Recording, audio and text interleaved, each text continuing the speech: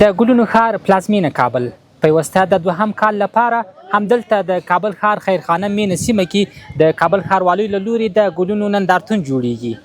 د مسؤلینو په وینا موخه یې له دغه نندارتون څخه په هیواد کې د ګلونو د کښت زیاتوالی، د هیواد سرسبزي او په ټوله کې هیوادوالو ته د یو ښه احساس او پیغام ورکول دي.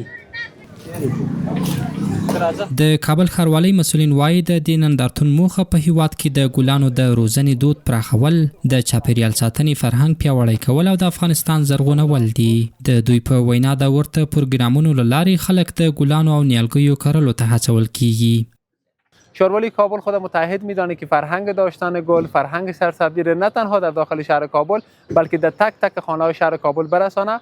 بالاتر از 100 نمونه گل در این نمایشگاه به نمایش گذاشته شده که تعدادش بالاتر از 20,000 تا میشه و هدف اساسی و نهایی ما است که بتانیم مردم شهر کابل را بیشتر و بیشتر با فرهنگ داشتن گل و سرسبزی در شهر آشنا بکنیم.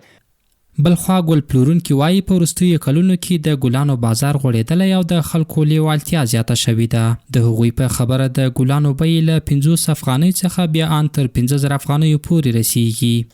نگاه خوب شده، بازم نظر به اولای امارات اسلامی افغانستان فعلا حالا خوب شده، مردم با گل و گیاه آشنایی پیدا کردن. ان شاءالله این دومین بار است که ما این نمایشگاه ها را از طرف شهرولی کابل برگزار میشه و ما همکاری کتشان میکنیم.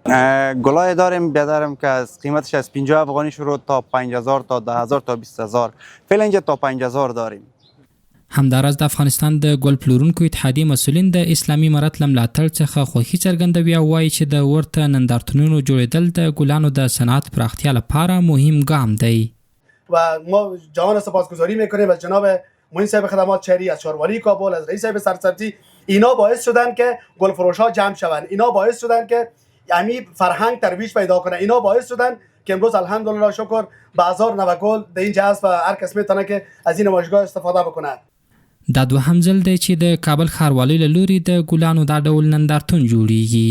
نندارتون چې د طبیعت ښکلا ترڅنګ د زرغون او پاک افغانستان لپاره د هیلې او هڅونې پیغام هم له ځان سره لري.